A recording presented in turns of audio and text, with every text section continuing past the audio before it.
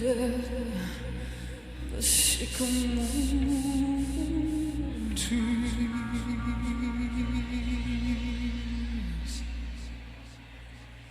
in the dark trees that blow,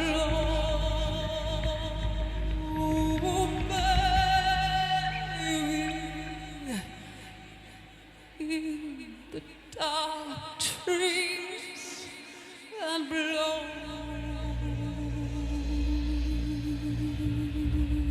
So welcome to this week's edition of Twin Peaks Unwrapped. I'm your host, Bryon Kazaska, and today we have a very special co-host from the Blue Rose Magazine, the Red Room Podcast, the one and only Scott Ryan. Thank you so much. I think this is awesome that I get to guest host in Ben's absence. I'm a little annoyed already. I mean, you're sitting there, you've got a comfy chair, you've got a nice cup of coffee. I get this folding chair. I mean, you gave me like this little cup, this styrofoam cup that has water and there's floaties in the water. What is this disrespect? I know I mailed you that care package before we started the show. You get a little tiny cup of water. Yeah, this isn't how you treat a guest host. I see Ben's chair. It looks real nice, very comfy. It folds back like a movie theater thing, and I get this. I don't even get a cushion. We try to keep our guests, on the edge of their seats. We don't want to make you too comfortable because then you'd want to take over permanently. And Ben. Okay, so yeah. Got to keep I see. Keep you uncomfortable. So, Scott, before we get going in today's show, I wanted to say thank you for being part of our best of 2 years in a row.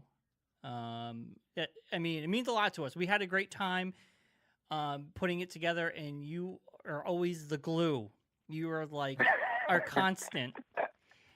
It's true. I'm very sticky. I hear that all the time. Well, it is weird because I have got so many compliments from people about that show. They keep tweeting, and I'm like, listen, that's Ben and Bryon. They put it together in that way. Like, I say my ridiculous things, and that's about it. But I love doing it, and it's a lot of fun. And I don't know where you came up with the idea of my head being crushed. But I still like the point where he stops crushing your head just so you can hawk the Blue Rose magazine, and then he continues crushing your head. Even at my own death, I'm still trying to sell the Blue Rose, and because I'm here today, I want to offer all the listeners a special coupon code. You go to thebluerosemag.com, and for your coupon code, you can use TPU for Twin Peaks Unwrapped. That's TPU. You put that in, you get $2 off any order. If you always wanted to try a magazine, you want $2 off, you can get it. Or hopefully you'll go out and subscribe to 2018 because we need all our subscribers because we don't want to fold in our second year. We'd love to be able to go and make it longer than 4 issues. So go out there and support us. And we've got some great things coming up. So. Is there like 1 or 2 things you can share with us about issue 5 that can get people excited? Honestly, issue 5 is so amazing that sometimes I just want to scream, are you kidding me, people? We have Jeff Lemire, who is an artist at Marvel in DC. He's a comic book artist, but he also does some great things on his own, like Gideon Falls, and he's amazing. He drew the front and back cover for us. Nice. It's a wraparound cover. It's phenomenal. I mean, you've seen it online by now, and it's amazing. We have an interview with Ray Wise and an interview with Damon Lindelof. I mean, he created Lost. That's huge. And then we have John Thorne writing and Courtney, and issue 5 has some star power. That's awesome. I'm excited to get my hands on it, and everybody out there should be as well. So, the Blue Rose magazine, put that code in, bluerosemag.com. Check it out. And I know we're recording this in the middle of January. It's when you guys hear this, it will be beginning of February. So we're a little out of sync when it comes to events. But I just wanted to say it was kind of sad to see Kyle MacLachlan lose. I thought he had it in the bag in the Golden Globes. Personally, Ewan McGregor was the only competition in that category. Yeah. I thought. Yeah, I thought it was a 50-50 shot. But one of the things you have to remember is that it's the Hollywood Foreign Press. So if there is someone from another country up, they usually have a leg up. So Ewan McGregor, not an American, they tend to win easier. So you can't put that much stock into it. Yeah, I mean, yeah, Kyle was yeah. obviously robbed, but I'm not overly surprised. Yeah, I mean, it was awesome just to see him there and representing Twin Peaks at the Golden Globes. I thought that itself was really cool. In that same weekend, Ben and myself, we got to go to the Museum of Modern Art in New York and actually see not all of, but parts of season 3 on the big screen amongst Twin Peaks fans, and it was absolutely amazing. We met people who know you, Scott. We met Janet. Ooh. Yeah, Janet's awesome. She's a great friend. Yeah, and we met a few others. I'm bad with names. I was only there for one day. Ben, he would know all the names of everybody we met. But like we saw Christian and a bunch of other people. It was just really awesome. And it's just so funny. Like people they come up to us, they go, "You're Ben and Bryon. I know Scott." And you're like the bridge. You like bridge everybody together. It's really cool. Oh, that's kind. Yeah, I wish I could have been there. And Aaron was also there, and he was Yes. passing around the blue rose, so that was really cool. And you guys are so lucky to be able to see them back to back in that setting, the way it should be seen. And I hope this is just the first event among many others where they start to do that. You know what? I hope so, because it was really cool. I watched 5, 6, 7, and 8, and it went by so quickly. And the audience reaction to all the Dougie stuff, the humor, the belly laughs that people, I mean, it just really, it amped up the experience from watching it at home. And it truly is a beautiful picture, and the sound was absolutely amazing. So it was a great experience. Yeah, I'm very jealous. That's really cool. Maybe you can get it played in Ohio somehow. You pull some strings, Scott. I know you can do it. Yeah, yeah. Come on. I'll just tell them I'm me and I bridge the gap. You bridge the gap. When I tell them that, they'll let me play it. I really do think we're going to see it played as marathons. I think Showtime will see the reaction from MoMA, and they're still looking at how to make money off this. The president of Showtime spoke last week, and he used a very interesting word, and it was exploit. And I thought, wow, good for him, because he said we're still looking at ways to exploit Twin Peaks. And I thought, I wonder if he really meant to choose that word. But so I think that they are they're looking to still market and get it out. And I think that's what he meant to say. So I think they will probably start playing it in theaters more. Yeah, you know what? That's a good point. I feel like Twin Peaks has this because of the fan base, it has this rewatchability that some shows may not have on Showtime. I mean, you watch Ray Donovan once. I don't know if that's a show you would watch over and over and over again. So maybe Showtime realizes all these pop-ups they're doing, and now with this, that this is something that can continue. In Twin Peaks season 3 could have these long legs that they really can make some money off of, and that's a good thing. Yeah, I hope so. I think they will.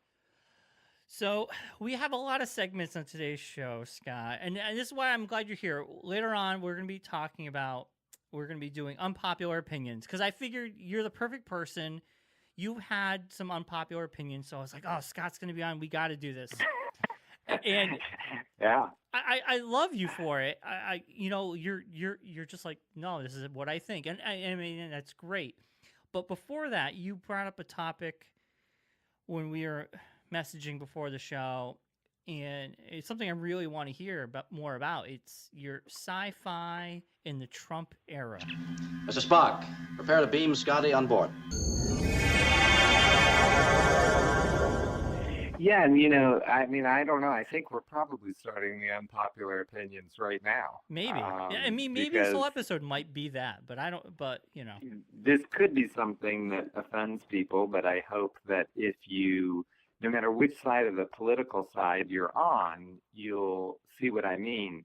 So I've been noticing that with X-Files, with Star Wars, with Star Trek, and of course with Twin Peaks, they've all had comebacks in the Trump era. All of them have been received with mixed reviews. And sometimes you think of mixed reviews as being average reviews. And the X-Files is a great example where the next morning I would go through my Facebook feed and someone would say, the X-Files, best episode ever. Next person, X-Files, absolute crap. And it was the same way with The Last Jedi. You would read, the best movie ever. It's an absolute piece of crap. And I'm like, this can't be. And of course, with Twin Peaks, there are people who are split on season 3. I mean, there's some longtime Twin Peaks people who've totally given it up because they hate season 3. Yeah. And so I blame this on Trump. No, I'm just kidding. Damn you, Trump. Yeah, I mean, everything's Trump's fault. But even if go ahead. No, I was going to say, you bring up a great point, but finish your thought. But the idea is that because right now our world on a daily basis is so topsy-turvy, and I'm going to be polite about it because maybe, to me, it's crumbling because I don't agree with the way our Congress and Senate and executive branch are representing Americans. But even if you think it was Obama, let's say, that was horrible, and they didn't represent it, it doesn't matter where you stand. The idea is the world is topsy-turvy. Well, in those times, people look to sci-fi. And I think people want to go into Star Wars and feel better. They want to feel like a kid again, like they did when it was 77 and they saw Star Wars, or 83. It doesn't matter when, or God forbid, if you went to see Attack of the Clones to feel better, I apologize to you. But either way, it's not going to happen. You're not going to come out of a 2-hour movie and then walk out into this mess of what we've got going on and feel better. A movie and art are not going to save you right now. What these pieces are doing is reflecting our society. Yeah. And that's what sci-fi truly does. It didn't save you, it reflects. And we are in a time of 50-50 arguments. Either it's the greatest or the worst. That's, Trump's the best president or the worst president. Obama was the best or the worst. Yeah. And there is no middle ground. So that's what I'm seeing reflected in The Last Jedi, the new Star Trek, Twin Peaks, and then the X-Files season 11. You know what? It's something I've been thinking for actually since The Last Jedi came out. You make a great point because so during the election, it was 50. You were with us, or you were against us mentality on all fronts politically.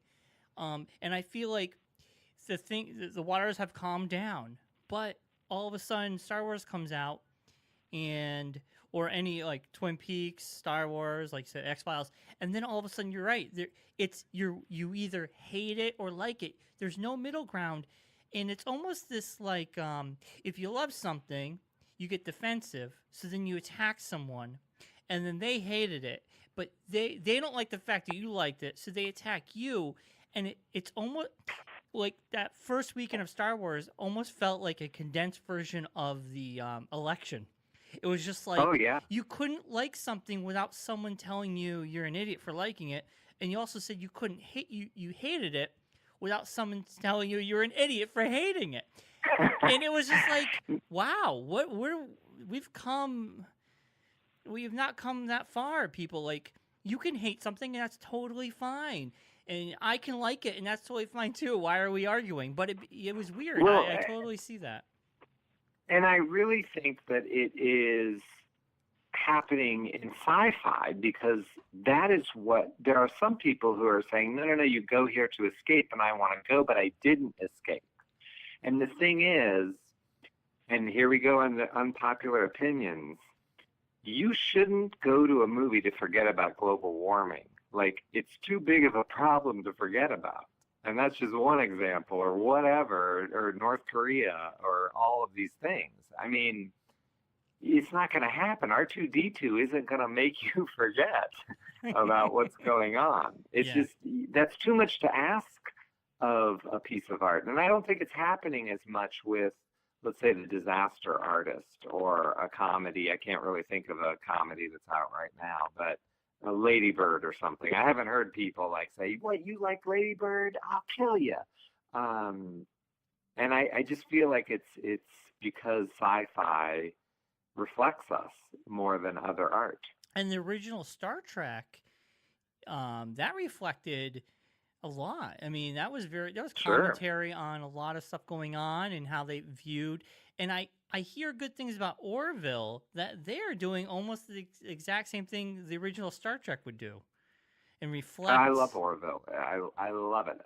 I mean, Orville is one of my favorite shows that's on right now. I mean, it might be my favorite show, but I might be forgetting of something else. But I'm loving it. And you just saw Last Jedi today. Is that true? I saw The Last Jedi for my third time, last night in IMAX 3D. Now, do you see direct political commentary from the writers on Trump America in The Last Jedi? That's a hard question to answer. Only because the original Star Wars was influenced.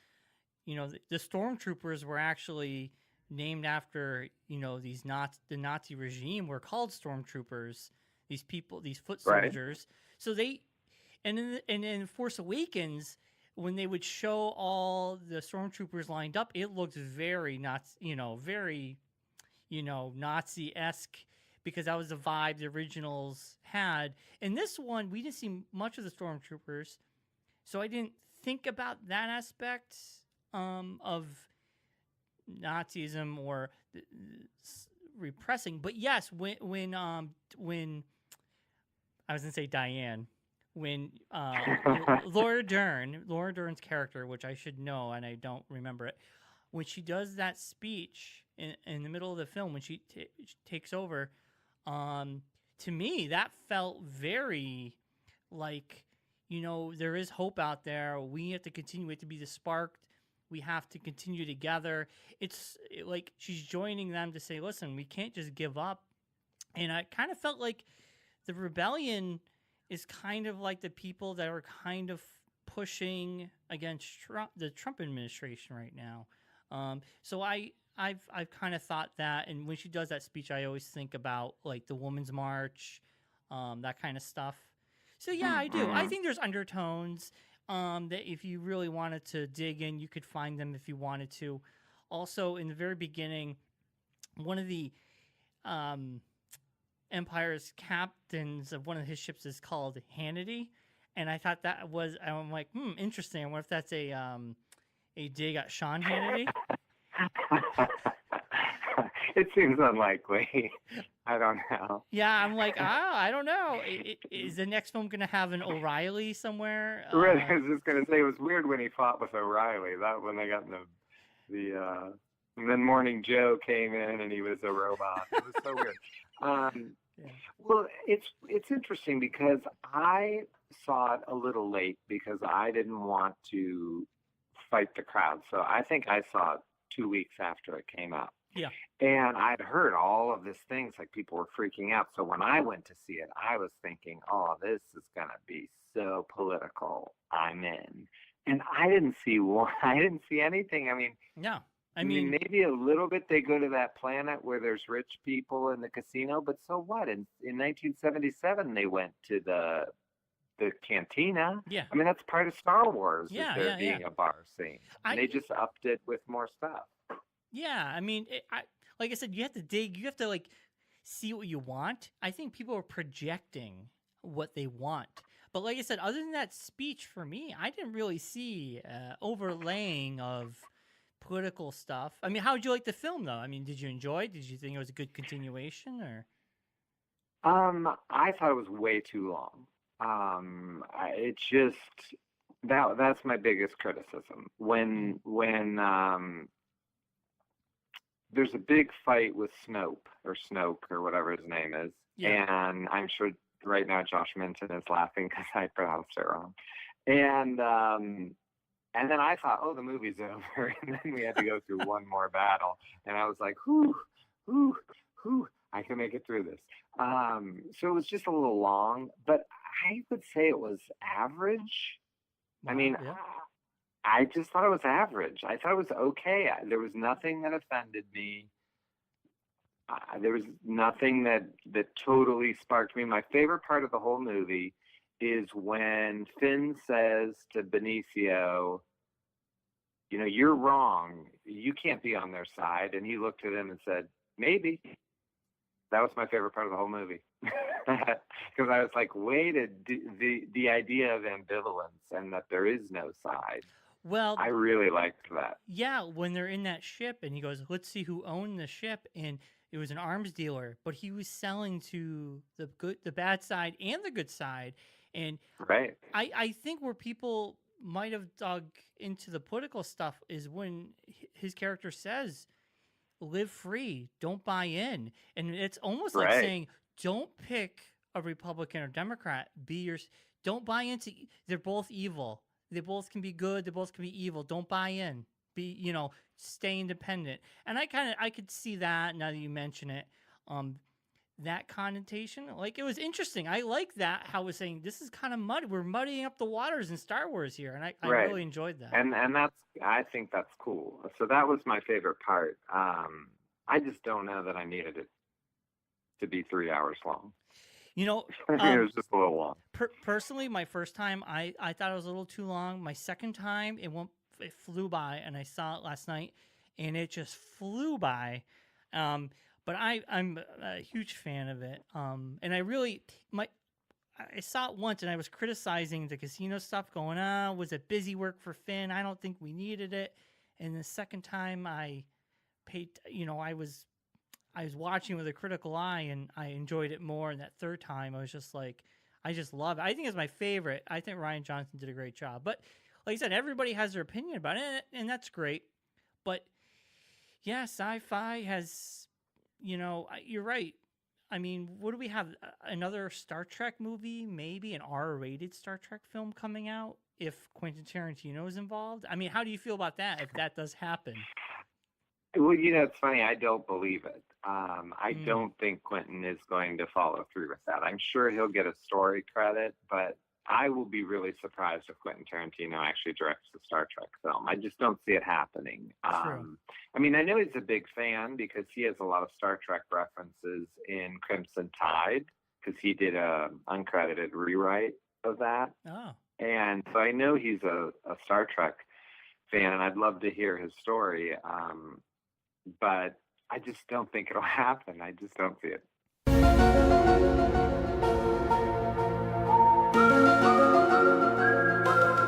Now, what did you think of the X-Files premiere? Yes, let's get into the X-Files. I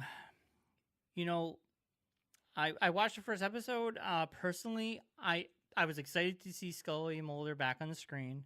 I get excited by that. I love those. I love everybody on the show, and for me, it was a subpar episode. I kind of felt like it was overly monologued. It was, you have Fox Mulder doing the voiceover a lot, and then we have the cancer smoking man giving us a lot of monologue to his assistant, which to me, I'm like, his assistant should know all this. Why? It went on way too long. And then driving, a lot of driving.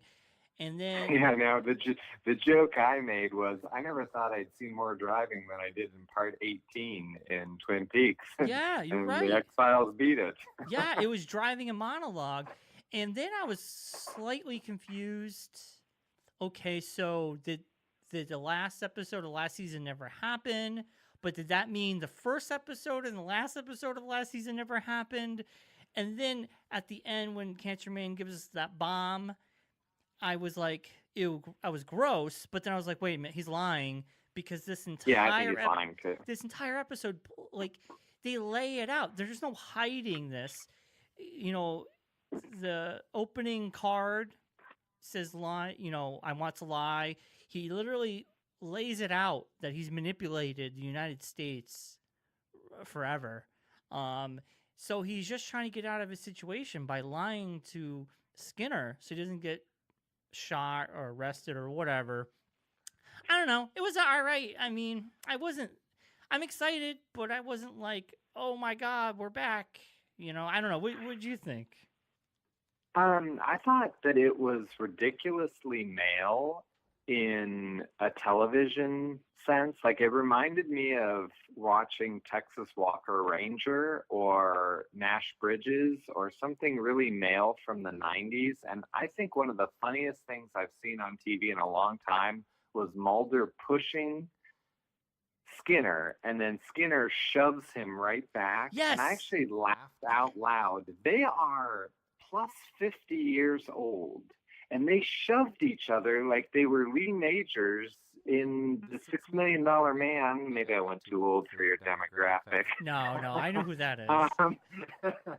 But I mean, it's like TV doesn't have old men shoving each other anymore, and driving and chasing and cars. And I know you're behind, but the newer episode, it was a similar thing. It seems like it's just TV I don't watch anymore. Yeah, I totally hear you. It's like old action adventure, but not really good action adventure. Just shoving and pushing and cars smashing.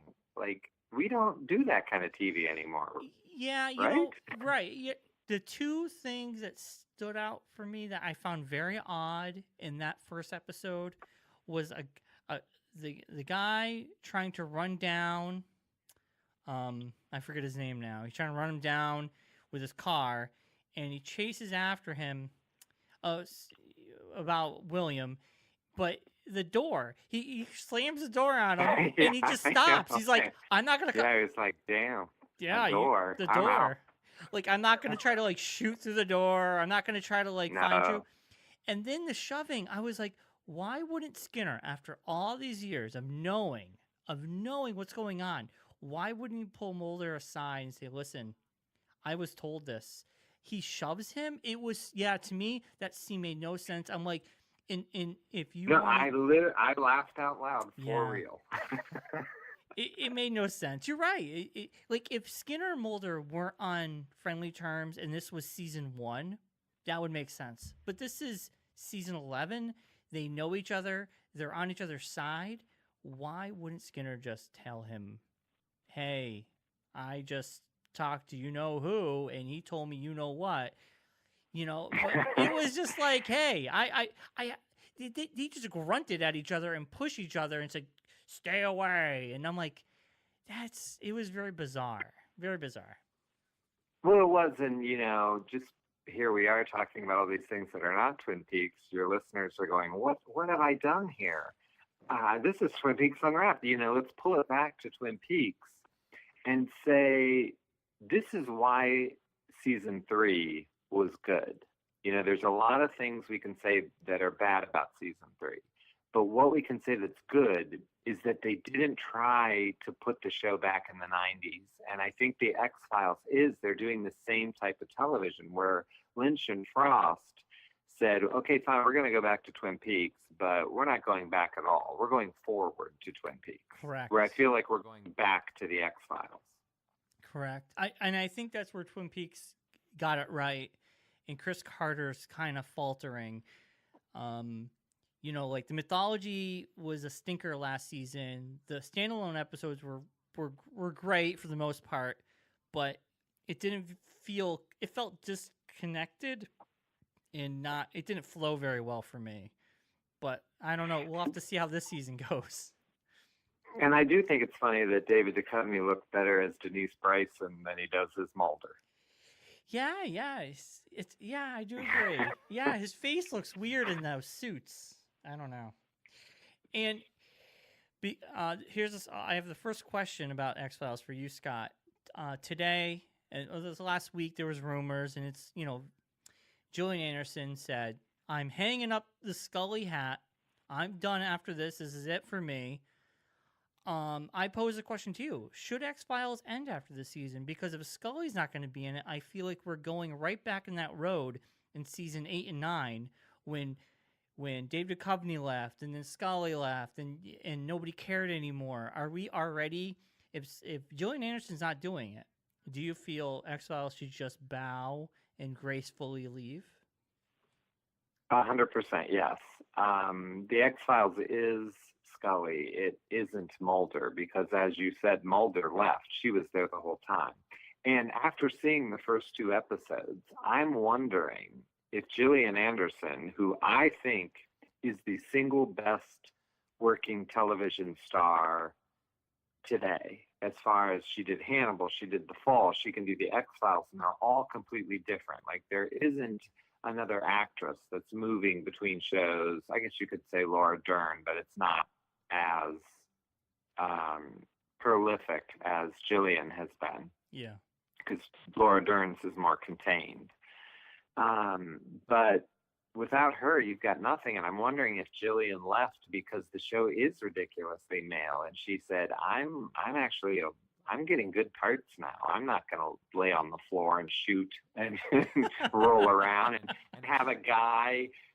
Mulder had to save her in the first thing and slit her throat because she couldn't fight him off. That didn't happen in The Fall. She defended herself. Yeah. And I'm wondering if Gillian just looked at this and said, nah. She did mention how there was no female writers on the X-Files. And it feels it. It's just ridiculously male. Yeah. To me. Yeah, I totally agree.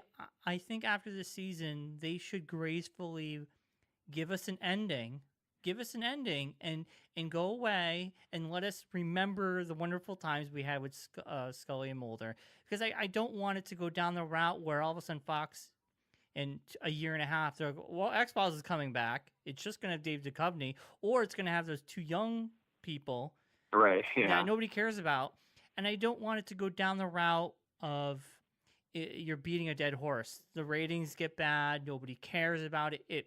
It just sputters out. And the ratings were pretty bad on that first one. I mean, it was only like 5 million people, and which may not be bad normally, but when you compared it to last year, because I looked it up, yeah, it was in the tens of millions watched the first one. And so the ratings were down from the get-go. Yeah. And the word of mouth in that first episode wasn't good. I mean, overall, It wasn't positive. And that goes to my last question about this whole, we'll wrap this segment up. Network television. I kind of feel like they're beating a dead horse with this reboot trend. Personally, I'm not 100% on board with it. We had Will and Grace. We have Roseanne coming out in March.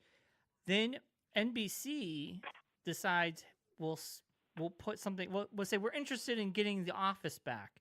And then today, ABC says we might go back to the island in Lost. And you have the X-Files out right now. We have Netflix has their own rebirth of Full House. I don't know. I'm like, is network television panicking because cable channels have some of the best shows and streaming services, and then all of a sudden now the network's like, well, we can't spend that much money. We can go the cheap route and find things people really liked, bring it back on the cheap, and it's an easy win. And I'm hoping, I hope this trend dies quickly. But what are your thoughts about this whole rebooting thing? Well, I think that it is becoming the cycle of art. So if you take movies, movies were so original, and that's where it was at. And then Jaws and Star Wars come around and Rocky, and that began the sequel thing. And everything had to be a sequel, and that's all they did. Yep. And so every movie was a sequel. Well, in the time when it was sequel time, that's when television was coming up with these brilliant ideas like Twin Peaks and X-Files and then Lost and The Sopranos and all of these things. And now TV has eaten itself, and all it's doing is, well, let's just reboot and sequel. And I wonder if now it'll go back to movies being original. It won't. Maybe we'll have to read. Oh no! Oh no! Reading? What's reading? Yeah, I think it's time for it to end, and I think a great example of this is The Good Place on NBC. If you're not watching The Good Place, you are really, really missing out on creative storytelling. And it's by the guy of Parks and Rec. And Parks and Rec was a great show. But it ended. It only went 4 or 5 years, and it could have went on forever, but it didn't. It has a nice end. And now you've got this writer who came up with another idea. And The Good Place changes so much. And I don't know if it's going to burn out because they go through so many plot points. But to me, that's what it should be. Like, have an idea, bring it to an end, have a new idea, bring it to an end. Don't just keep bringing back the same thing. Yeah, I totally agree. Some people might say, well, what about Twin Peaks? Well, that ended on a cliffhanger that never came back. So I kind of feel like it deserved a continuation. But Roseanne, Dan died. I don't know what the hell they're going to do to bring him back from the dead. That show ended. The Office ended. Lost ended. X-Files ended, sort of. But, like, I don't know what, if these shows were to come back, what would they do? I would rather them create a new idea. And your Park and Rec, I didn't know he did the same guy from Park and Rec, and I loved Park and Rec. I adored that show, and instead of bringing The Office back, it's like, why don't you just come up with a new show that's sort of like The Office, but you're giving us a new characters, new plots. We already know what happened in The Office for 8 years.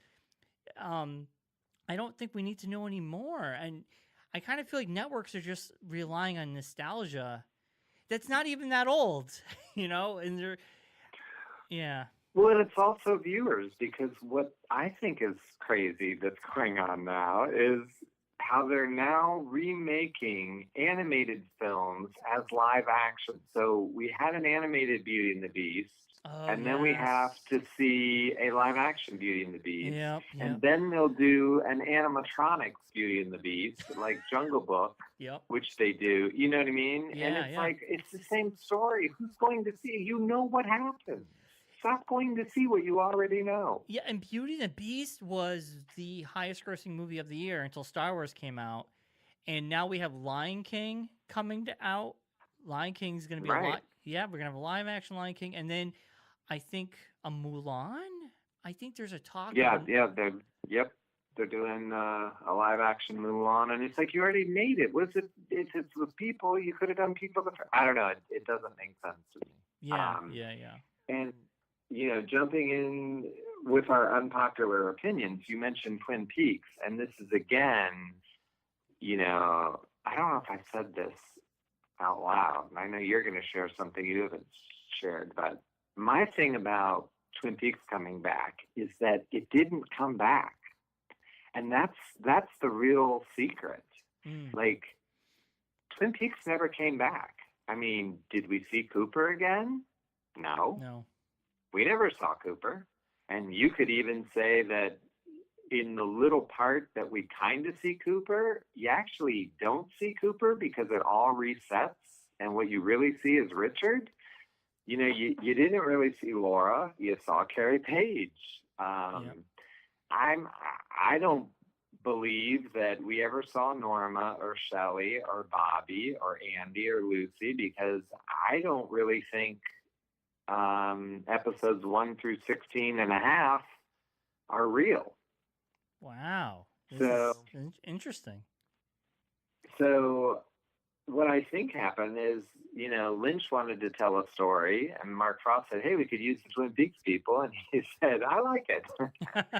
And so they're like, "Yeah, I like all those people. I just don't want to. I don't care. I mean, you don't know where Annie is. You don't know anything about that. That didn't happen. It didn't pick up really with what happened. You don't even Audrey. We never even really saw. That was all in her head, or a nut house, or who knows." It was very dreamlike. It was very dreamlike, Yeah. the whole season. Yeah, I totally agree. I mean, that's a fascinating way to look at it. So we're going to go, this is going to be our unpopular opinion segment of the podcast. So do you want me to leave or what? What I want and what I need are two different things, Audrey. I just want to say to everybody out there, we might not say something you agree with, and that's fine. Let us challenge you, and you can always email Scott and complain to him about it. That is true. It's true. That is true. I take criticism better than anyone. You can pile it on me. It has no effect. You'd have to work really, really. That's what I tell people all the time. You have to work really hard to hurt my feelings.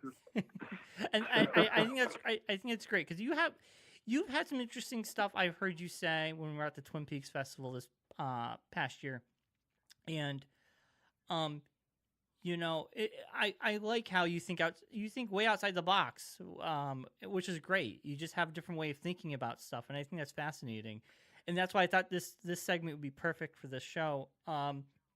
I wanted to talk about the Mark Frost books. We had the first book, the history, and then we have the one that just came out recently.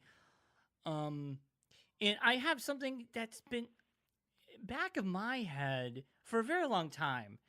And I hadn't never came up, so I didn't bring it up, and I didn't want to be a negative Nancy, so I never said it. When the Secret History came out, and we talked to you, we talked to John Thorne, we talked to Joel, Ben, because you guys are so close to the material of Twin Peaks, where I'm closer now, but then I wasn't. And you guys have seen it, every detail. And Ben was like, well, there's inconsistencies. And then you said the same thing, and John and Joel, and even the community at large were just saying, things don't match up from this book, from what we know in Twin Peaks. But there was this kind of thing where everybody just kind of said, well, Mark Frost is playing with us. This has to be intentional. This has to be intentional. And I kept quiet because I'm like, hey, I'm not going to say anything. But my general gut feeling was maybe Mark Frost just forgot, or he didn't know, or he didn't realize, and he wrote this book, and some of the things were not intentional. Maybe it was just an accident, and because everybody had this sort of aura of, you did this intentionally, he went with it. He said, okay, it's intentional. And then this last book came out. It didn't really change anything from that first book of all the mistakes. And this book came out, and I kind of feel like people said, okay, maybe these mistakes weren't intentional. Or maybe some people are still holding out that they are. But when we interviewed him, he mentioned how him and Lynch only watched the last episode before going into season 3.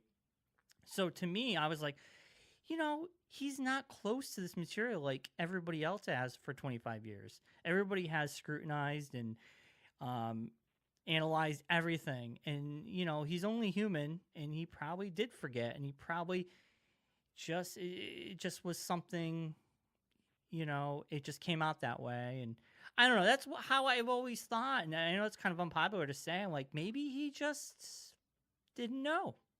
I don't know. I'm sorry, I'm typing an email to you about how much I hate this my theory opinion. and how I'm offended. And I'm trying to think of personal attacks against you personally because of your idea. I'm like critiquing your mustache and goatee Oh, jeez. and your glasses because I know. Well, I think that you're right and you're wrong. Isn't that perfect? I cannot wrap my head around the idea that Mark Frost could make that many mistakes. Now, I will say that I wish The Secret History would have never come out before season 3 because I think in a lot of ways it ruined season 3 for me because I was trying so hard to make the book fit. Oh, yeah. And it didn't. And now that it's over, it super doesn't fit. Yeah, And the second one, in my opinion, has more mistakes than the first because in the first one we didn't really know who Tammy Preston was. We didn't know when Twin Peaks was set. We didn't know about the murder of Bill Hastings' girlfriend. I can't think of her name, Ruth, whatever Ruth's last name is. Yeah. But in the second book, we do know those things, and the dates don't jive up. And, they mentioned Tammy Preston staying there after part 16, which would mean that the year would have to be the same, and the second book has a date 1 year later from the first book. Like, what? She stayed in Twin Peaks for a year? Like, I got that impression too. I agree with you. Yeah. There are mistakes, and they're not intentional. And then, of course, the whole bit of Norma's mother, who is so unimportant, I can't remember her name. She's basically the star of the second book. She has the most word count of any character. Wow. And it's because he had to fix the mistake of her not being a mother. Come on, she was never a stepmother. Nobody treats a stepmother like that. I'm a stepfather. They hardly even acknowledge me. If I went into the Double R and my stepdaughter owned it, she wouldn't put napkins and tablecloths on for me. Nobody cares about a step-parent. I They're thought that was an invisible. odd one. Making her into a stepmom was odd. It didn't jive Well, well yeah, with it's me. because he had to fix the mistake. So in that sense, I think you're right. But I can't believe that he really didn't know Laura wasn't 18 and all those huge mistakes.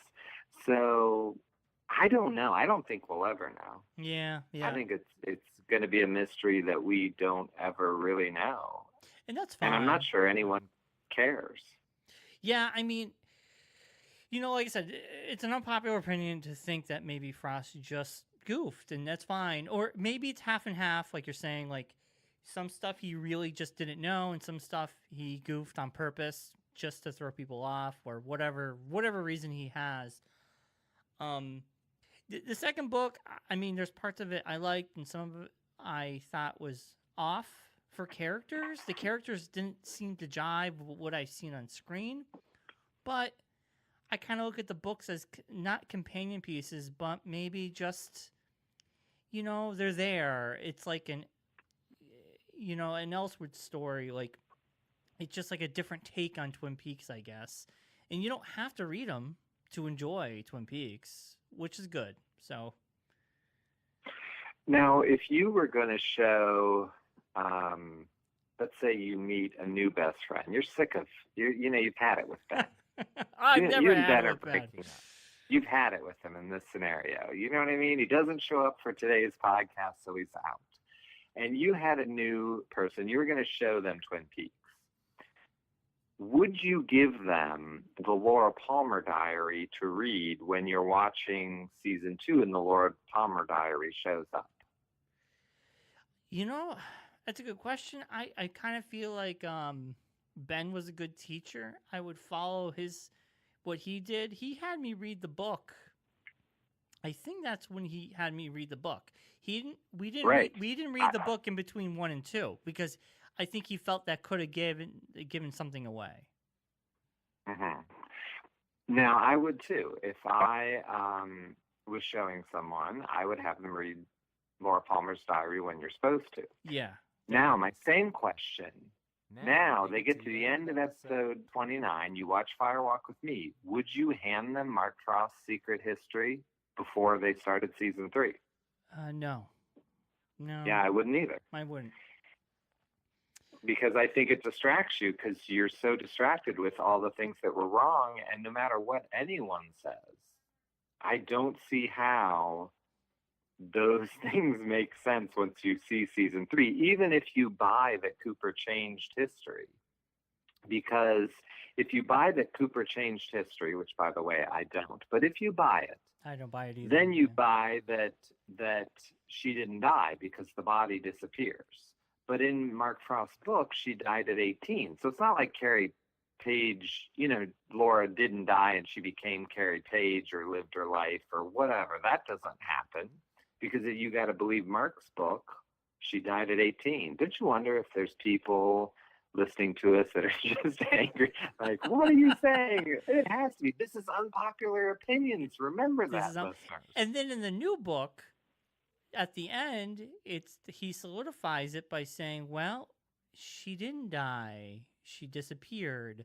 And Leland killed himself.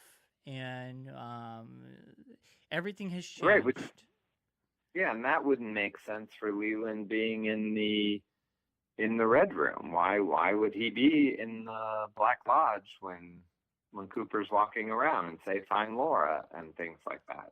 Yeah, good point. And yeah, you don't kill yourself and get to go to the Red Room. I mean, there's a lot of holes. Yeah. And I don't like, what my problem is I don't like that we get answers. I don't want to know that Sarah Palmer ate the frog bug. Yeah. Isn't it better to wonder? Isn't it better for you to tell me that it was the log lady, for me to say, no, it's Sarah Paulson, and for someone else to say, are you kidding me? That was Catherine Packard. Is that that's not her name, is it? Now why does that sound weird? Catherine Packard? That's her name, right? Catherine Packard. It seems weird coming at me. But I totally agree. You want to argue. Yeah, I totally agree. He gave us too many answers in that book. In some respects, I liked it, but in some respects, I don't. And I totally agree. I want mystery. I don't want people to spell things out for us. I don't want people to give us answers to certain things. And you're right. I mean, that book gave us a little too much. It gave us too many answers. I totally agree with that. I totally do. Well, and it's not even answers like in a cool way. It's like, it's just told. It's almost like a screw you. You wanted answers. You've been complaining. Here you go. This is what happened. Annie's fine. This is that. This is that. And that doesn't. This kind of can I do an unpopular opinion? Can I do one? Can I do one? Yeah. Because it connects to this. So my unpopular opinion is that this idea of keep the mystery alive has to end now.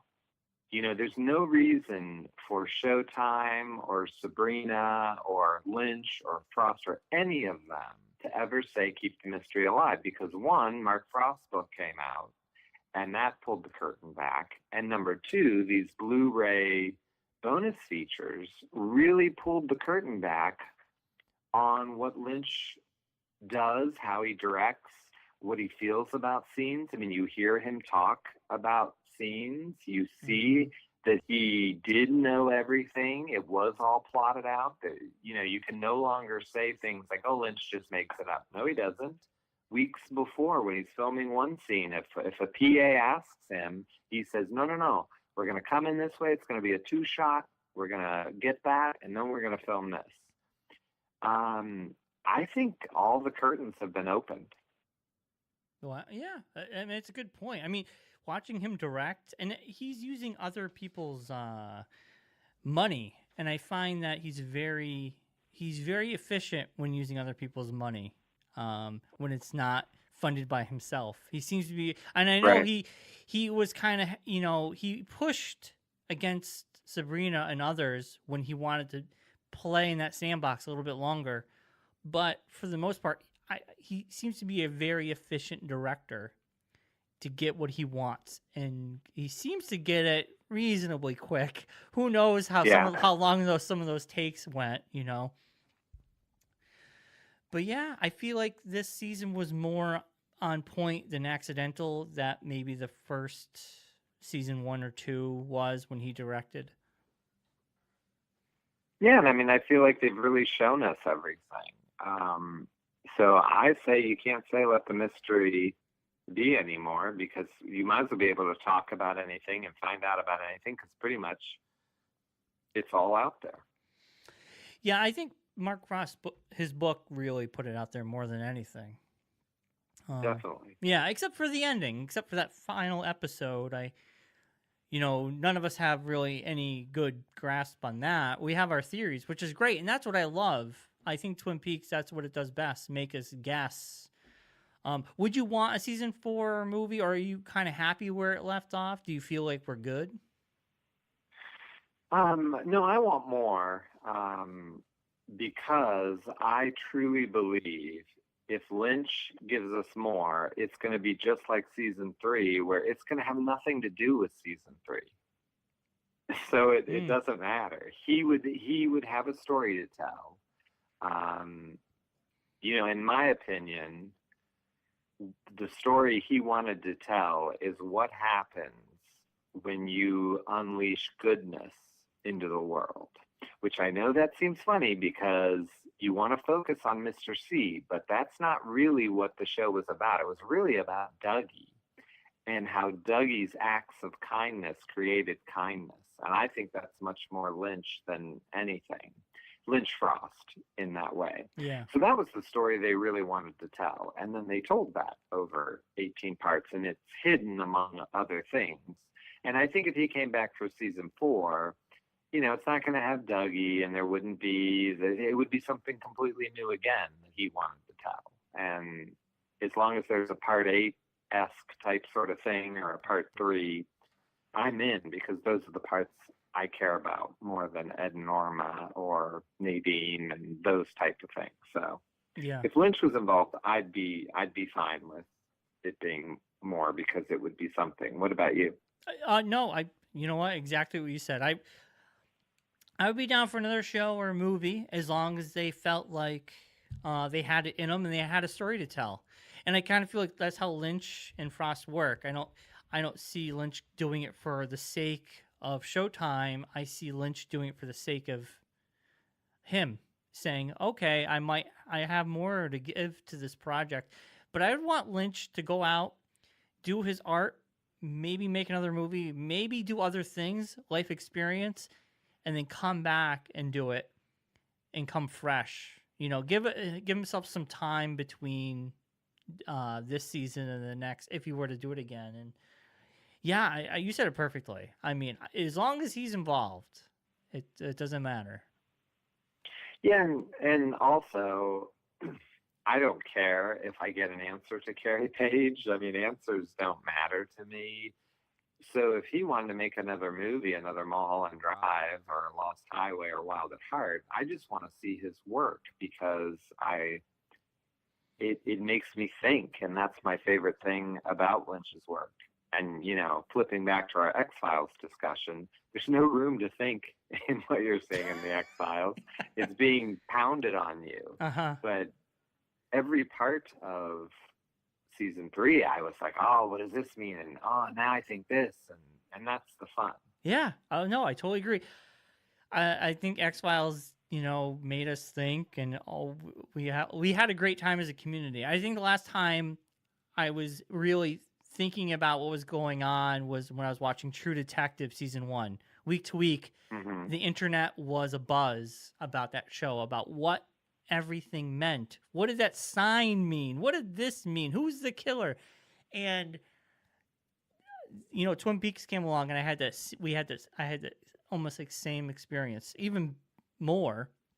But it's hard to find those shows that do that to a collective body of people, to make everybody really dive into something.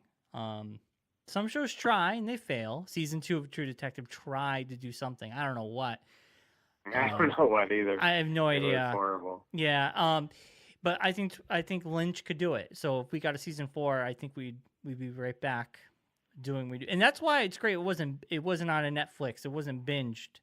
We all got to enjoy it week to week, and I really enjoy that. To talk about it and think That's about the way it. TV should be consumed, in my opinion. And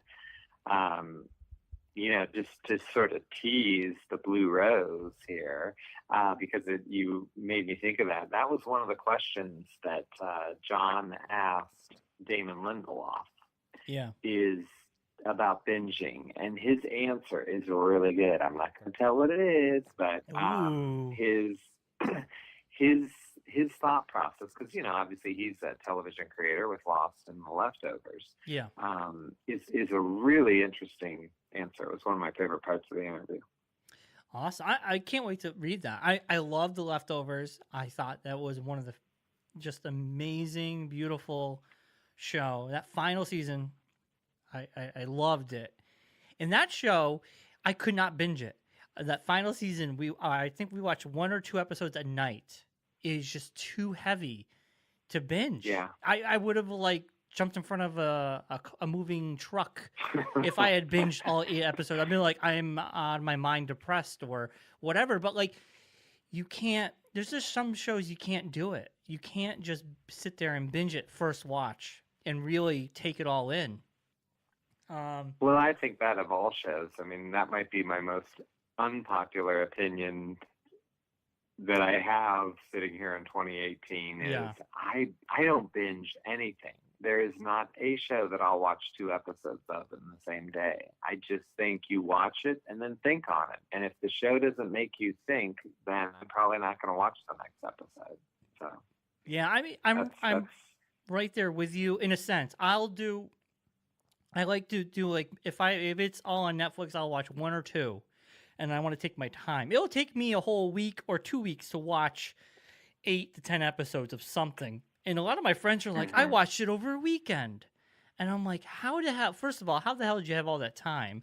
And second of all, do you remember anything that happened? They'll remember key moments of some show, but I kind of feel like the nuances get lost and the small moments get lost. And all you do is remember the key moments, but the people who made the show want you to remember everything and soak it in. And yeah, I agree with you. And it's hard not to, but if I can, I will stretch that out. I'll stretch something out as long as I can. So I guess we're done with unpopular opinions. So you can write to Scott Ryan all your hate mail. Yeah, by all means. Yeah. Music. You're a music lover. I'm a music lover. You love the music of Twin Peaks. So I asked you, let's do the top 10. And you're like, I can't do the top 10. I could do 15 maybe. And so here we are. So which one did you do? Did you do top 15 or did you do top 10? I did top 15 too. Okay, yeah, I have top 15 on mine. Because there was just ones I was leaving out and it was killing me. It's honestly, all the music is so good. It's hard to pick. But I'll let you go first. We'll start with 15. Okay, so my 15 is Attack of the Pine Weasel. And this one is not used. I think it's only used once. And I'm going to click play on here.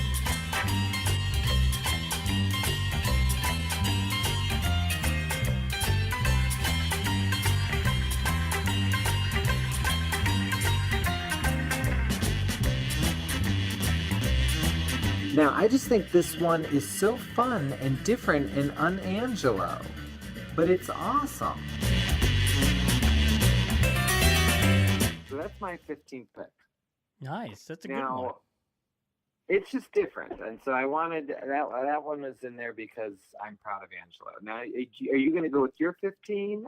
Yeah. Number 15, we're going to go 1, 1, 1, 1. I'll do my 15. Yeah, we'll go back and forth. Okay. I mean, I'm not going to be some of these songs. I'm not going to be as knowledgeable as you are. So, But I never expect you to be as knowledgeable as me. I know. I try to be. So my 15, I believe this was off the season 1 soundtrack, was Freshly Squeezed. Oh, With good one. Angelo Badalamenti. And his score, I mean, he's just so talented. He can do anything. And you've listened to the soundtrack to what was Lynch's Disney film? It's escaping me now. Straight Story. Yeah, Straight Story. That soundtrack's amazing. And you would just be like, that's Angelo Badalamenti? So yeah, Freshly Squeezed is 15. I just a lot of the older stuff, like from season 1, it just it harkens back certain scenes that I like. So that's my 15. Okay, so my number 14 is Packard's Vibration. And this is another Twin Peaks archive, so it never came out on a real CD, but it is used so much for Catherine. And it's just got this pulsating sound that to me just screams of season 2. And it's one of my favorites. I was so excited to have it. That is a good one. I like how, they got in a rhythm where everybody did have their own theme. Yeah. For the most part, 14 for me, Dance of the Dream Man. That song is just amazing, and it just conjures up the Red Room a little bit for me. And I don't know, it's just a great, yet again, Angelo Badalamenti can't do any wrong. Definitely. My 13 is what I think is probably the best theme song from season 3, and that's Windswept by Johnny Jewel. Oh. This song, I really, we talk about music that just puts you in the scene. I mean, boom, I'm right there to Dougie at that statue's feet. And the way Kyle's looking there. And so I really love Windswept. That is definitely a good What one. do you get? What do you got for 13? 13, one of my favorite Lynch films, Fire Walk With Me, the theme song to Fire Walk With Me. Yes. It's called, maybe you'll know why. On the soundtrack, it's called Theme to Twin Peaks, Fire Walk With Me. But it's not the theme to Twin Peaks. But it's like... Well, it's the theme to Twin Peaks Fire Walk With Me. Yeah, I got you. So it is the theme song. And it's actually She Would Die For Love is the actual song title. Oh, okay. I mean, I just love it, yeah. Yeah, I might have more to say about that one. Okay. Number 12 for me is Dark Mood Woods. This is very much associated with the entrance to the Black Lodge, and one of the few themes that they actually used in season 3. And this is just, I mean, the creepiness of it, and again, the pulsating sound of it. You just hear this one, and you're in the woods, and you're scared. Awesome. Number 12 for me is one of my favorites, and I got to see it on the big screen, is 9 Inch Nails doing She's Gone Away on the at the Roadhouse in season 3. And a lot of people didn't like it, and that's fine. I'm a huge 9 Inch Nails fan. For me, to see a whole performance by 9 Inch Nails on a show was really cool. And the fact that they wrote it for Twin Peaks, and the original song they wrote, David Lynch said to Trent Reznor, I want it dirtier. This is not dirty enough. I want it dirty. So he rewrote it, and this is the song we got, and lyrics are just amazing. And I thought it was a great performance, and I got to see it on the big screen. So for me, as a big fan of theirs, I really enjoyed it. And a lot of people say it's way too long, and They didn't like it, and that's fine. I totally get it. It does break up that episode.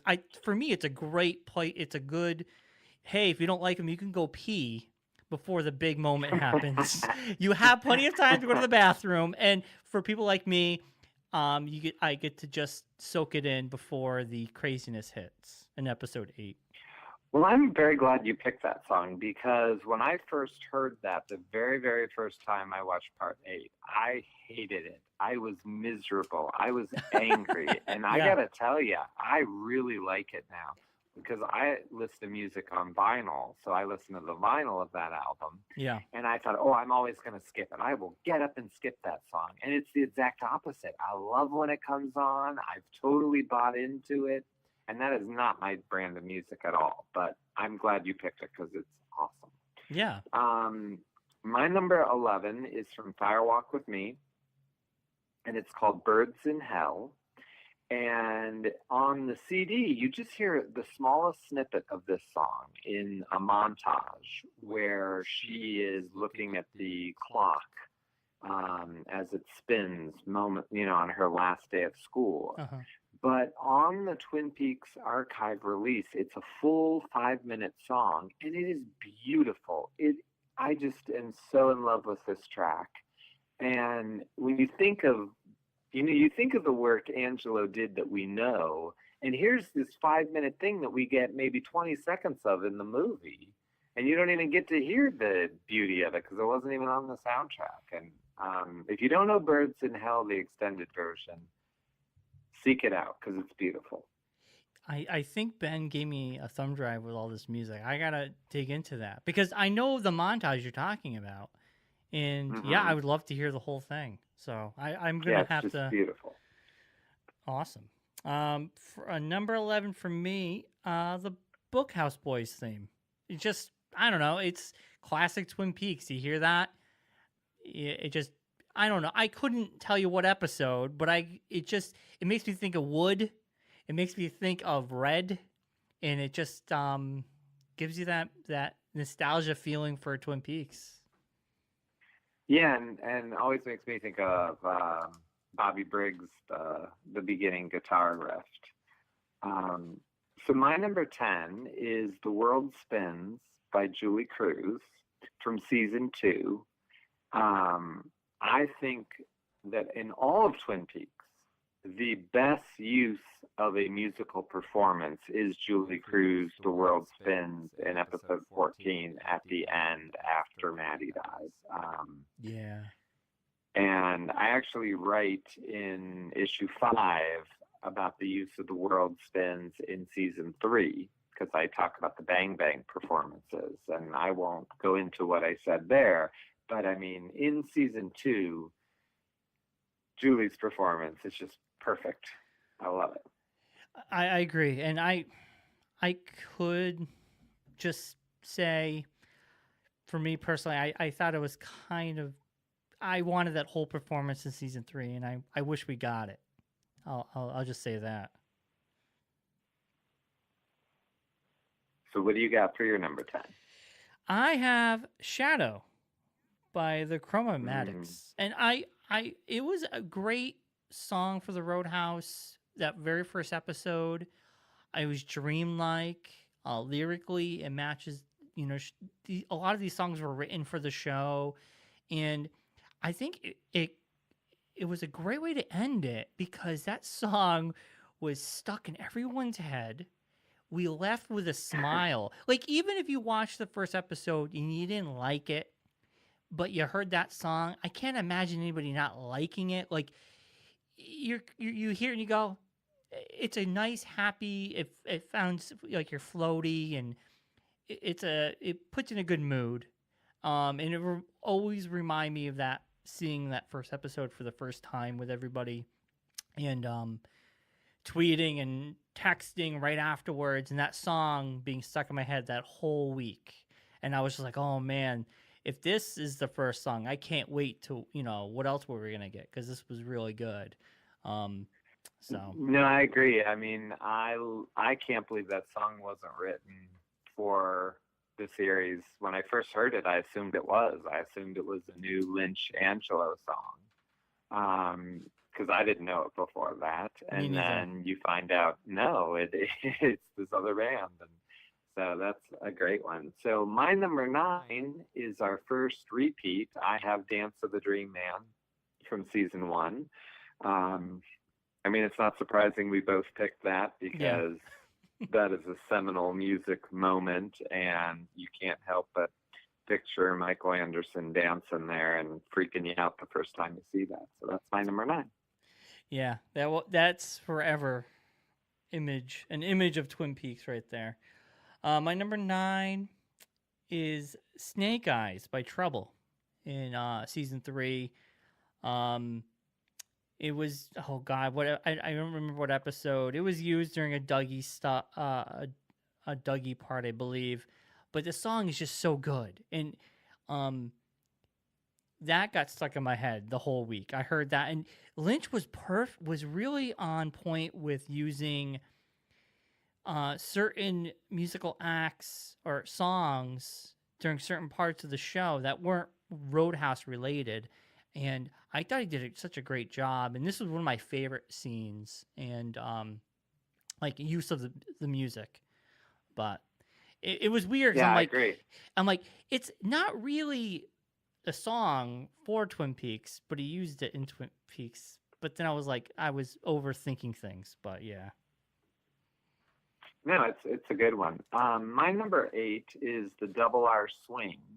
And this is the song that's used in Fire Walk with Me when Laura is bringing out the Meals on Wheels things with Shelley. And again, this is a song that's used for a very short amount of time. It's not on the Fire Walk with Me soundtrack. But when I got the Twin Peaks archives, I found myself going back to this little bouncy little song, and it's something that I just love. It's got a nice movement, and it's one of my favorites. And number 8 for me, Julie Cruz, The World Spins. And everything you said before, Scott, that's exactly why I picked it. And I still believe, I was kind of hoping in the Blu-ray release we would actually get a full version of that, but we got what we got. I still liked it, but I can always go back and watch in season 2 when Maddie dies and just watch that. But yeah. Oh yeah, and the way Cooper looks up and then it says the world. It's just so beautiful. I love it. Yeah. My number 7 is a track called Annie and Cooper. It's from season 2. It's got a saxophone. It's got a nice little sway. It's a perfect love song. It's on the season 2 and more music CD, and it has always been just one of my favorites. It has tinges of Questions in a World of Blue, but it is a complete. It's a new theme, and I love that one. Awesome. 7 for me was a David Lynch remix of American Woman by the Muddy Magnolias, and I think it was one of the best entrances for a character, and I know a lot of people think that, and it was to have Mr. C be introduced with this music. And I had the closed captioning on, so when it said American Woman, I was like, what? If I didn't have the closed caption, I would have no idea what it was, but it was awesome. And I just wanted to listen to it in my car. Like, I just wanted to drive around town blaring that song. It was just so cool. I really hope that there isn't a poor driver that cuts you off while you're driving around town listening to Mr. C's theme. You're like, why did Bryon snap? Well, he was listening to the David Lynch remix of American Woman. Oh man, we can blame him. My number 6 theme is Hook Rug Dance, and this is one that has been my ringtone many times. And it kills me that this isn't in my top 5. That's how much I love my top 5 picks, because I'm playing a little bit of it now. Now, if you can't see Jerry Horn and Ben Horn sitting on the bunk beds here, I don't know what's wrong with you, because this is just Twin Peaks to me.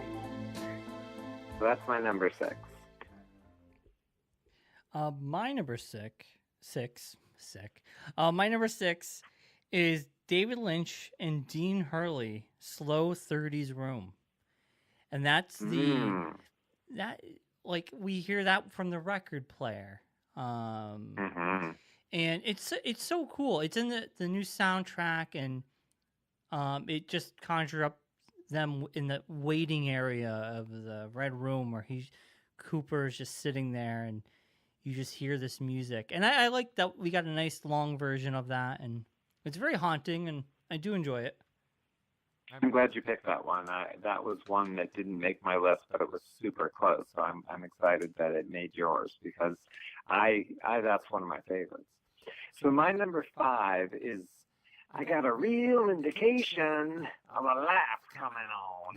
From Firewalk with Me. I love this song. And, most of my picks here, I think, are from Firewalk with Me, which I think that score is just phenomenal. I mean, Angelo was in the prime of his life and just so on the ball throughout Firewalk with Me. But here you get this crazy number. It plays when Bobby and Laura are in front of the school.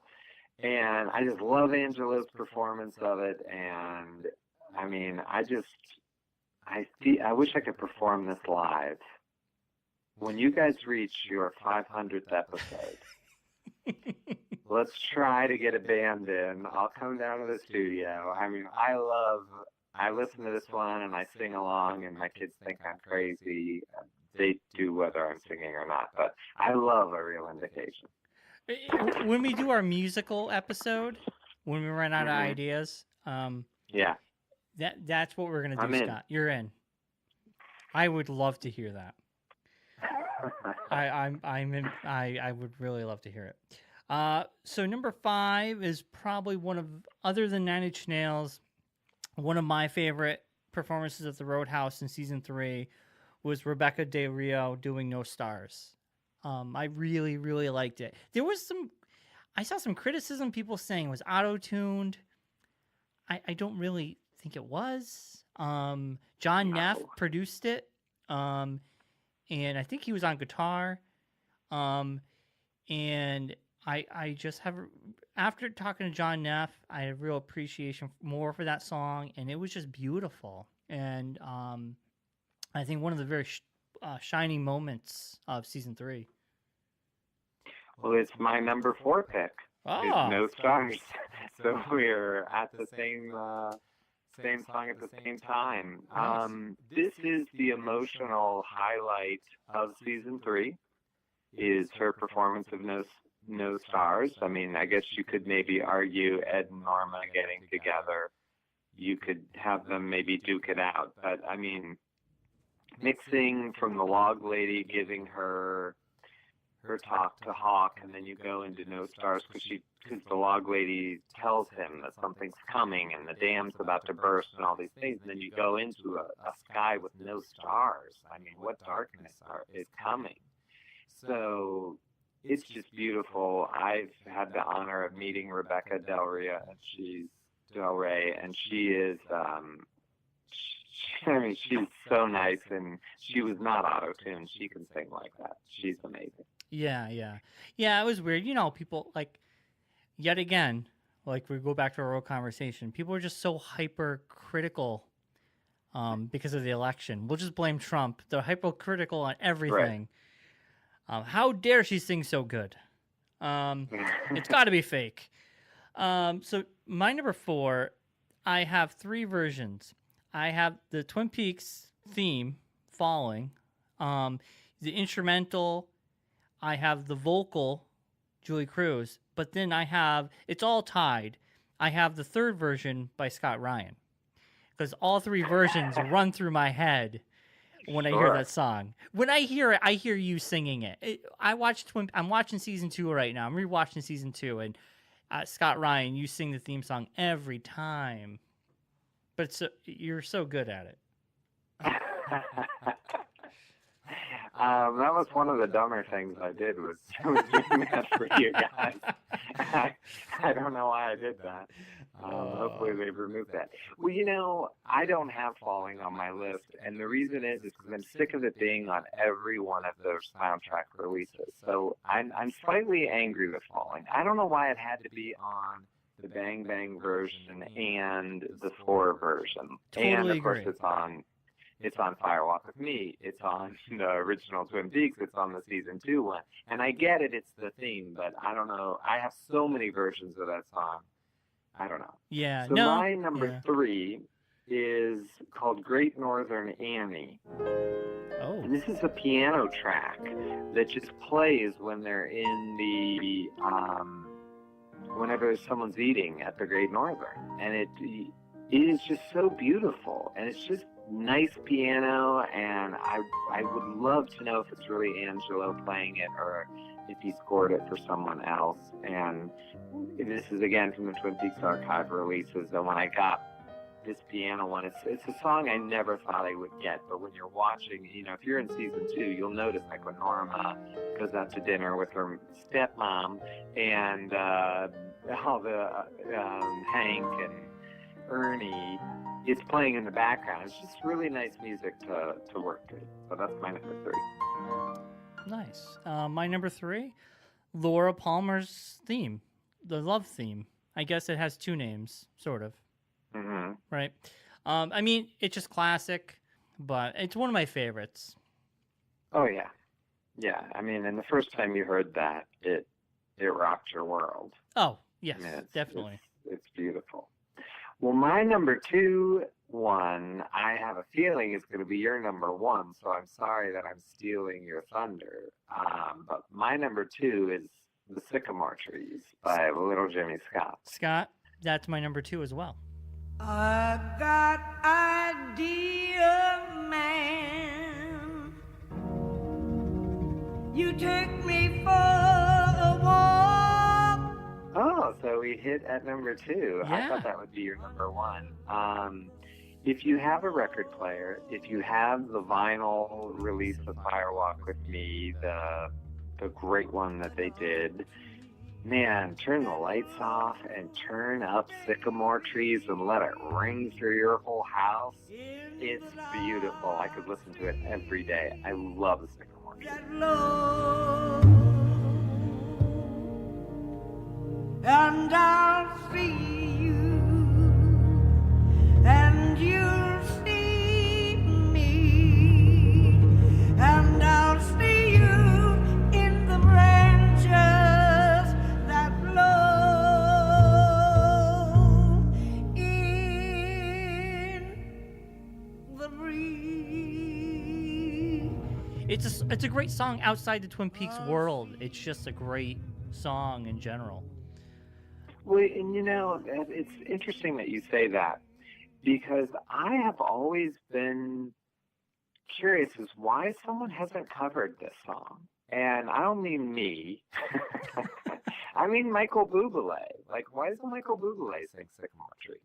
Or John Pizzarelli or any jazz artist. You would be bringing it to a world that probably hasn't heard it, because probably most of the only Twin Peaks fans have heard this song. Frank Sinatra was alive. How cool would it be to hear Frank Sinatra sing, and I'll see you and you'll see me in the branches that blow? I mean, it'd be awesome. Yeah, This very should be true. a standard.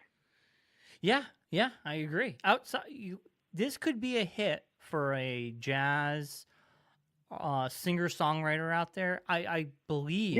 Yeah, they could do a cover of this, and it could be like when Johnny Cash covered Nine Inch Nails. Everybody like, oh, this is a great Johnny Cash song. And I'm like, well, no, really, this Right. song is like 10 years old, and it was a Nine Inch Nails song. And if someone covered this, it would bring it to a whole new audience, and people would revere it as brand new. This is so wonderful.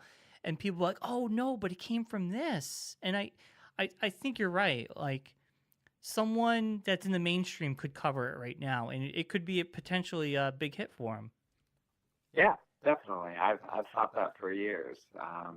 It's just a beautiful one. So I really thought this was going to be your number 1.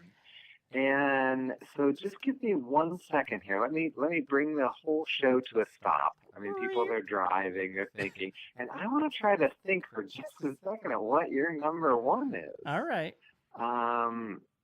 Because I would have bet anything it was going to be Sycamore Trees, and you picked the Laura theme. Oh, okay. I think I know what your number one is. Whew, I feel better now. All right. You go ahead. Do you want me to say, or you want to say? You go first. No, I mean I'm going to say yours. I'm just saying. Are you going to trust that I'm right if I don't say? So say your number one, and I won't cheat. All right. You're not going to cheat. You should say it first, then. What do you think my number one is? I think your number one is Audrey's Dance. It didn't even make my list. And it's it great. Didn't make mine either. That's why I was thinking. I thought you were going to pick it. Oh, well, that's our bonus pick, because I didn't pick it either. Oh, darn. Okay, so what's your number one? I can't wait to hear it. My number one, my favorite song from the Fire Walk With Me soundtrack is the Pink Room theme. I absolutely love, like, when they're in the Pink Room, that music is just amazing. And when I saw it in the theater, it was just even better, like just blaring. And I just love that scene. I loved how it was filmed. I loved how they have to yell and you have to read the subtitles to really know what they're saying. And that music is just so good. It's one of my favorites. It's my top. And it was do you have a different feeling between Pink Room and Blue Frank? Or did I just nerd out too far? I think you nerded out too far. What is Blue Frank the name of that song? Well, no. So there's actually two songs that play in that scene. There's the Pink Room and Blue Frank. Because it changes. And I was just curious. When you're starting off the scene, I put you scene, on the spot. You did, because now I can't distinguish the two. I would say when the scene starts, when the very beginning of the scene. So it's probably the Pink Room. Yeah. Is what your pick, which is what you said. Yes. Now let's see here. I'm double click. This is the Pink Room.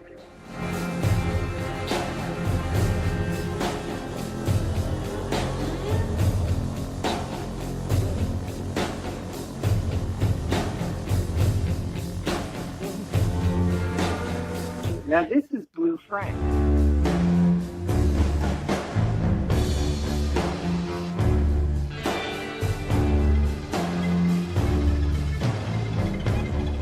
Oh my God.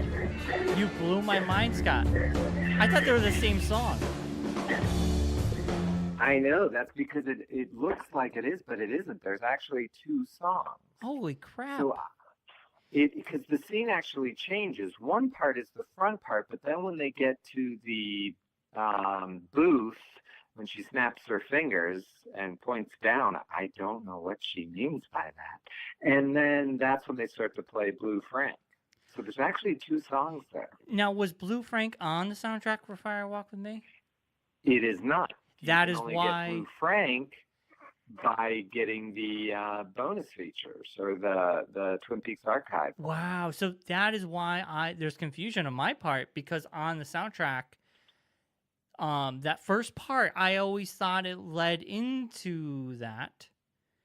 So right. No, it's actually different. Isn't it fascinating? That's what I'm saying. Angelo's work in Fire Walk With Me is mind-blowing. Yeah. Even things that you don't get to hear on a basis. So my number one pick, you already picked, but it is my all-time favorite song, and it is themed from Fire Walk With Me.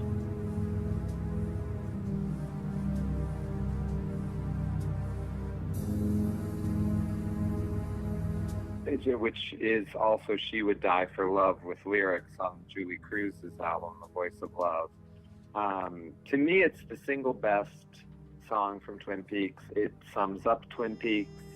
It's got the bass, which is the scary part. It's got ominous chords. Then it's got the saxophone that comes in, which is the sexy part of Laura Palmer. It's got a sadness. I mean, it is the theme from Fire Walk With Me. I don't know how one piece of music can bring all that up, but Angelo can do it. And I think this was so much fun to pick the 15, and it's funny because I just mentioned The Voice of Love, and I love that one, and then we didn't do Audrey's Dance, and you could just keep going. And a different day, there'd be a different one. Yeah, I mean, it was hard just to pick this 15. Like, I just wrote down my favorite songs, and then I just had to rank them in the order I like them in, but my original list was maybe 20, but then I'm like, well, all this music is amazing, but it is really hard. And I'm glad I learned something. I didn't know about Blue Frank, and now I gotta go into that thumb drive and I gotta find that song. Yeah, find Blue Frank, because it's glorious as well. So, well, I'll tell you, I have been sitting in this uncomfortable chair. You guys have the comfy chairs, and I mean, I think we have to wrap this up because I'm getting old, and I don't have a blanket or a little cushion or nothing on this folding chair, and I didn't want to complain, but it actually, one of the knobs is off, so I've been balancing back and forth from it, so it's not even even. I mean, this is ridiculous. This is not how Johnny Carson treated Joan Rivers. I can tell you that right now. You're no Joan Rivers, sir. I am not. I mean, you know what? Ben can have his show back. I don't want to do this again. This is ridiculous. Oh, I'm out of here. Ben, where are you, Ben? Ben does say hi. He says hi. So before we get out of here, some quick housekeeping.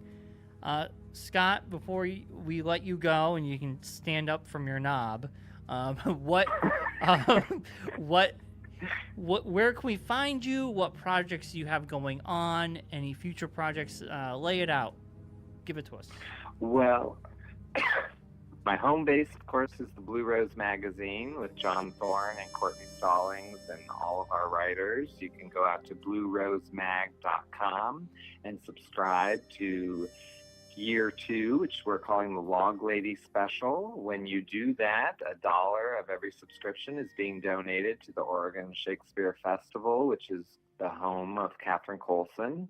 You will also get the Women of Lynch issue, which is coming out this summer, that is going to be phenomenal. We have all females writing about all of the female Lynch characters. If you subscribe, you get that, and there's no price hike. It's the best deal. It's the best for shipping. It's, go out and subscribe to the Blue Rose. Follow us at Blue Rose Mag 1 at Twitter or something. I don't know. I think that's what our Twitter thing is. It sounded weird when I said it. And then, of course, we'll be doing the Red Room here and there. I don't know when we're doing another episode. We do it when we feel like it. So, and thank you so much for letting me come and talk with you, even though I had to be unpopular to get on. This was fun. I enjoyed it. No, I mean, it's been awesome, Scott. Like, I highly recommend to people, if you love television and you love Scott and Josh Mitten, they do some awesome TV recap, like the best ofs or shows you should be watching or stuff like that. And honestly, I've heard you guys talk about shows I haven't watched, and it made me think, oh, I should give those a chance, because I respect you guys' opinions. I think you guys have great tastes in television, and I highly recommend your show to everybody. If you like Twin Peaks or you like just television in general, you guys really do a great job. Oh, thank you. And we kind of did a little bit of it today. I was wondering if Ben's going to be angry with us because we were way off topic talking about X-Files, Star Wars, Star Trek, and that's what I like to do. Like, it always comes back to Twin Peaks, but it's fun to see the influences. Yeah, definitely. And I think it was a great episode to do that with you, because you're so good at it. You bring it right back to Twin Peaks. I would just go on forever, and I'm like, oh shoot, we should bring this back. But you know when to do it. Like I said, I have no idea. I just have to say, you have to watch Veep, Scott. You have to watch Veep. I'm only saying this to tease you a little bit, but I think you'd like it. I know. I should give it another shot. It didn't work for me. Fair. But I should, because everyone tells me that. I did try, if that helps, but it didn't.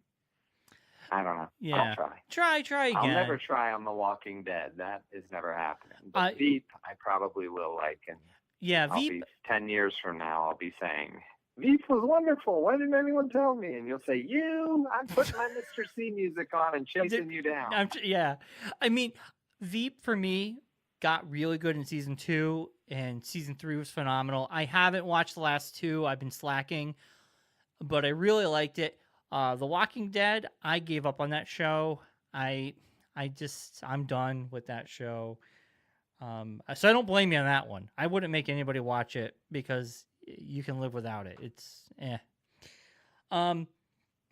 So you can find us at iTunes. We're on Google Play. We're on Stitcher. We've been submitted to Spotify, so hopefully we'll be on Spotify eventually. Give us an email at twinpeaksunwrapped@gmail.com. Follow us on Twitter.